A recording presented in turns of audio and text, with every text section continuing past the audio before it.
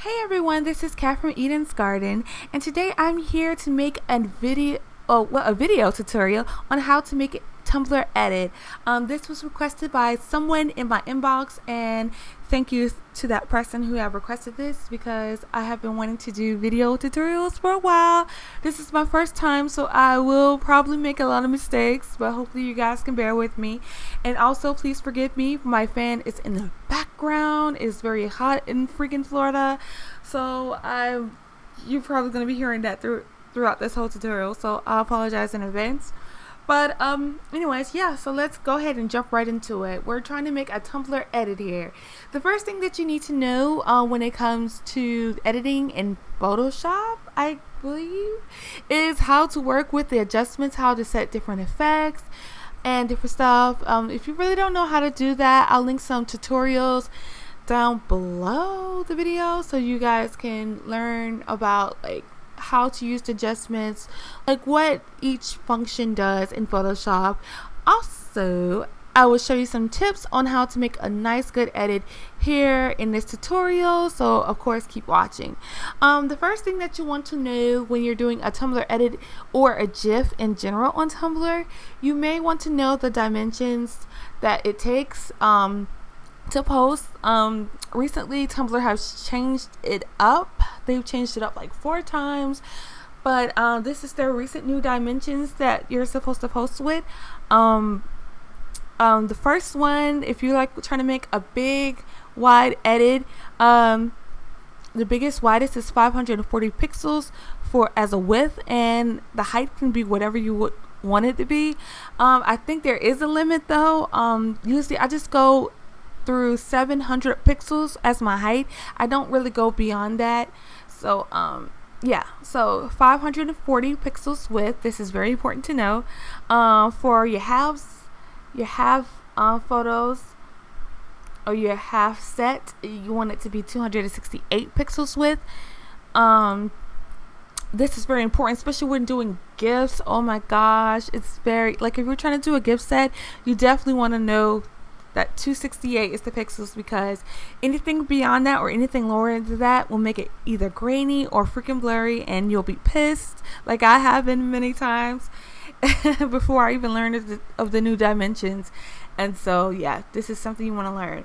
And then the last one is 177 pixels, and yeah, and that's like for smaller photos, GIFs, or whatever.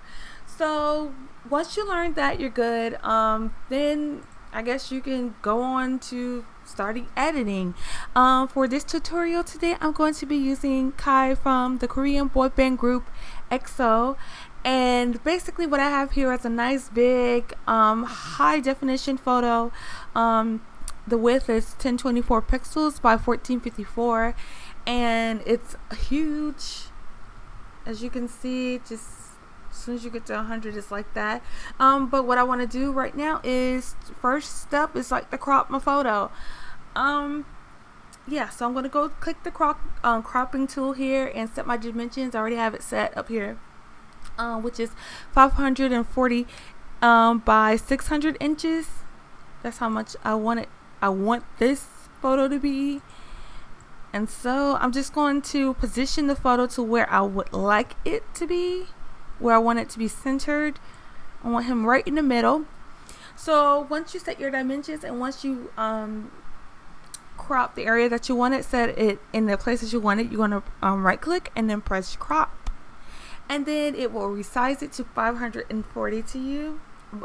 Well, your whatever your size that you put in, it will resize it to that number, and there you go. Okay, so after I get done cropping, usually what I do is I like to go right into sharpening and smoothing out my image if it needs it. Sometimes my image don't really need that much sharpening. Sometimes it doesn't even need any smoothing. But just, for a certain look that I like, which is that crisp and smooth look, I just go ahead and go with my effects, and I'm going to show you how I do that right now. So first thing that you want to do is you want to duplicate your layer, your background layer. You can press Ctrl plus J, and that will give you a new layer of your image. And then what I like to do is go to filter, and then Sharpen, and then Smart Sharpen. Usually when I open up Smart Sharpen, I have it at 300%, and then at a radius of 0.3 pixels. And basically, yeah, you can have it at any setting that you want. Feel free to, just play around with it, see whatever setting you would like, and then press OK, and then there you go. Your image is sharpened. Now, as I look at my image, I see that it's gotten a little grainy in the background, and his skin is getting a little grainy. This may be a certain look that some people may like, but I know for me, I want it to be smooth. Especially the background, since it's already like a blurred image already. So what I'm going to do is I'm going to duplicate this image again by pressing Ctrl plus J. Well, it's Ctrl and J, not plus J, but. So after I do that, then I go to Filter, and then I go to Topaz Labs. This is a plugin that I have downloaded for Photoshop itself. It doesn't come with Photoshop, but I'll also leave a download for this plugin for you guys, so you guys can also use it. It's a very great plugin to have. Topaz Denoise and Topaz Clean, because it comes out with some really nice quality photos. So basically with Topaz Denoise, it's basically, it takes your rough looking images and makes it and smooths it out, makes it, nice and cool. As you can see, this is what it originally looks like. That's what the photo originally looks like. And then once this is added, the plugin is used, then this effect comes up. As you can see, his skin is already smooth, but that's because I already had it set at 0.18 here on my thing. But basically, when you open up this plugin in Photoshop or any editing program that you're using, you'll see this window come up. You'll see your image here in the middle, then you'll see some presets here that you can probably use and test out and see how it looks out. And then here is where you can make your custom, you can customize the image to whatever you want it to look like. You can also customize like different aspects of the picture, which is pretty cool. Let's see, there's a preview mode, there's auto brightness. I never really used this stuff. I just pretty much use this portion of the photo, and that is the noise reduction. And basically what this does, the overall strength, it just smooths out your photo just a bit, however you want to smooth it out. Then you have your adjust shadow. You can adjust the shadows, your highlights, adjust some of the colors, and clean the colors up. If you had like too much of a vibrant picture, you can clean it up a little bit. And then the correct black level, which I never really used. Then there's detail recovery, where you can recover some of the detail of your image, and you can reduce the blur, and then you can add some grain. And I don't want to reduce the blur right now because I just made it extremely ugly. So yeah.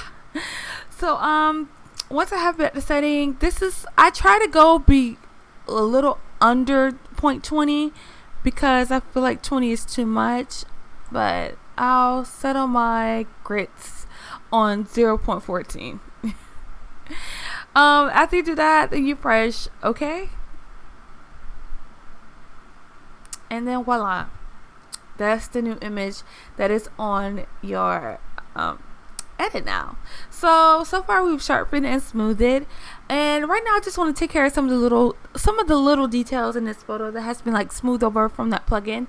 So I'm going to add a layer over this, a layer mask, which you can probably just click right below your layers in this little section if you have it, or if you don't have that, just go to layer mask and reveal all, and you're going to click on it. Don't click on this image, but click on this white thing, and then you're going to go to your brushes and make sure that the color is black. and go over the fine little details that you don't want to be blurred out. And this will basically just act as an eraser for your image. Basically it's just hiding all the things that you don't want shown in an image. This is perfect. Using a layer mask for blending is a perfect way to blend your images together. Okay, and then I'm going to go over his eyes, his eyebrows, his lips a little bit. He has like a little tattoo. I'm just gonna go over that. EXO and his little logo. Just, you know, just go over the details that you don't want shown whenever you're making your image. Yeah.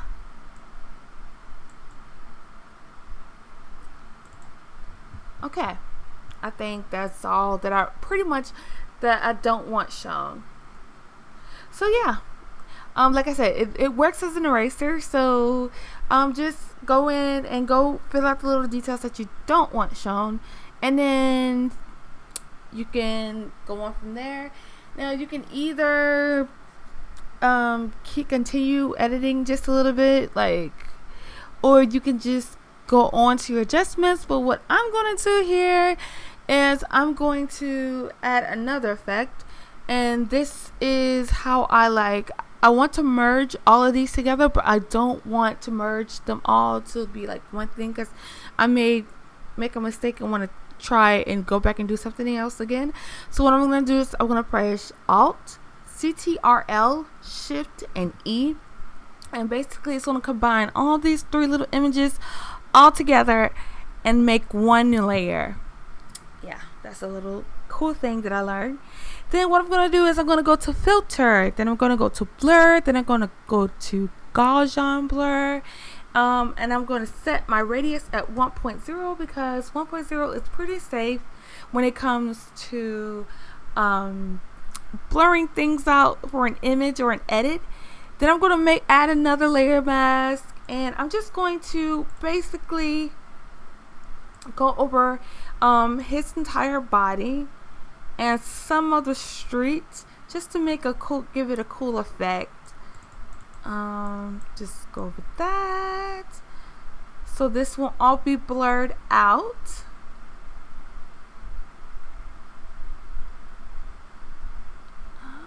I think it's best to use like a soft brush, one with that kind of ends, because the hard ones is kind of difficult,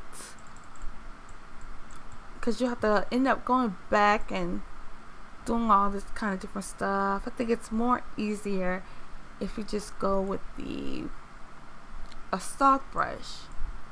So basically what I'm doing is I'm just going over his body, going over the little small details in the street, just a little bit, not too much. And then I'm done, pretty much. So far I've already sharpened and I smoothed out his skin. I smoothed out the background, which was looking very pixelated like. So now I think I am ready to go ahead and go into my adjustments and just go from there. I think I missed a little part. Sometimes I can be forgetful and miss some stuff. Okay, so yeah, I'm going to press Alt, Ctrl, Shift, and E again. Yeah, because I love that. I just do that just to do it. Yeah, and then I'm just going to go ahead and go in with my adjustments. I don't know what I'm going to do, so bear with me, you guys. I'm always doing different things. Basically what I like to do is I like to go into selective color. This basically helps me control my colors in the images. So like if you want to control your reds, you know, you just play around with that. That pretty much changes your reds like that. So I'm gonna go with, I don't want to make his skin looking too red, so I'm just gonna go with something like this. Then your yellows, you can fix it, and that brings out the pretty much the yellows on the street. Then there's a little bit of greens, so you can mess around with that, and that pretty much changes it a little bit. Then you have your whites, which I'm probably not going to touch that because the white looks nice in the picture. Then you have your neutrals, which basically changes the whole color scheme of the entire photo. I'm not trying to have that, so I'm going to I think I'm just going to go like that. Give me a -20 for black. Change it up, make it a little warm with +33. I'm not going to give myself any magenta or I'm not going to do none of that. So that, and then for your blacks, which I freaking love this, just make it a little darker. And so yeah, you see what we've done, just using selective colors. Yeah, and you can also lower the opacity if you want, just to make it interesting, just a little bit. So now that we went into selective colors, we can go in with a color balance and basically balance out the colors just a little bit if it's looking a little janky to you. I don't think I want. Oh, this looks okay. Okay, well, this looks alright. You have your shadows, your midtones, and your highlights. Once again, I can't explain like how to really work these adjustments. I can just only leave you tutorials where you can find learn how to learn about these adjustments. There is one thing that I learned on LiveJournal that was very detailed, and it was just, it basically opened my eyes on how to work these adjustments. I'm telling you, just using it will help. I'm not going to use a color balance here because I feel like I don't really need it. Can I use the curves?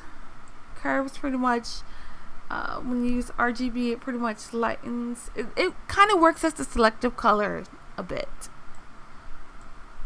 Just a bit. It's not the same, but it kind of works as it.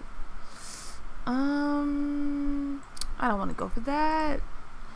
And then you have your reds. Oh yeah, and just like your selective color, you have your reds, your greens, and your blues.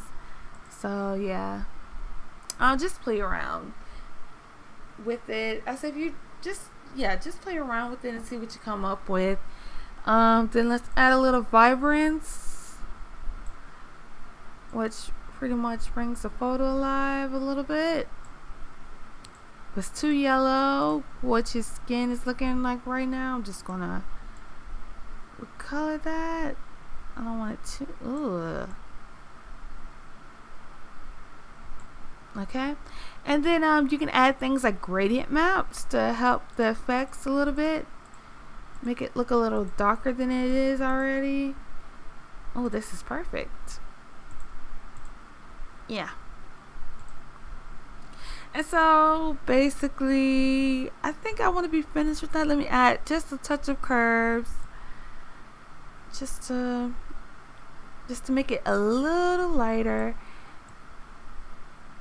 a little bit, and have a little contrast. There we go. Okay. Do I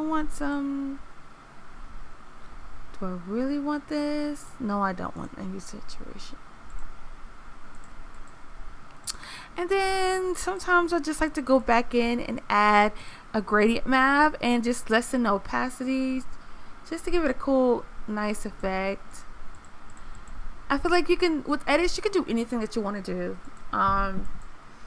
as far as coloring, but you know. Do I want this? I'll just take a little bit of that. Okay.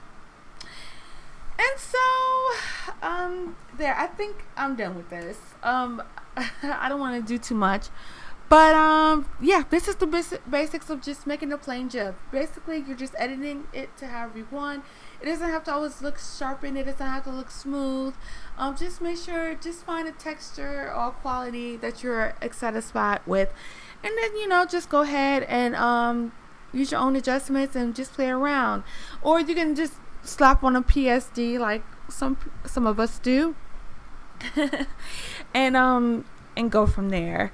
But other than that, yeah, I'll look you guys to some tutorials on how to learn about the adjustments and what to do, how to create certain looks. There are different looks that you can recreate. You can also learn from PSDs too, so those are very helpful.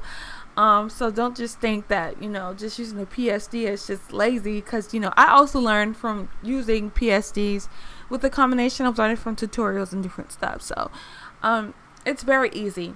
Okay, so if there is anything else that you guys want me to do as far as a video tutorial, I would love to do it for you guys, and hopefully this has helped you. And yeah, see you next time on my vlog, Eden's Garden. Thank you guys for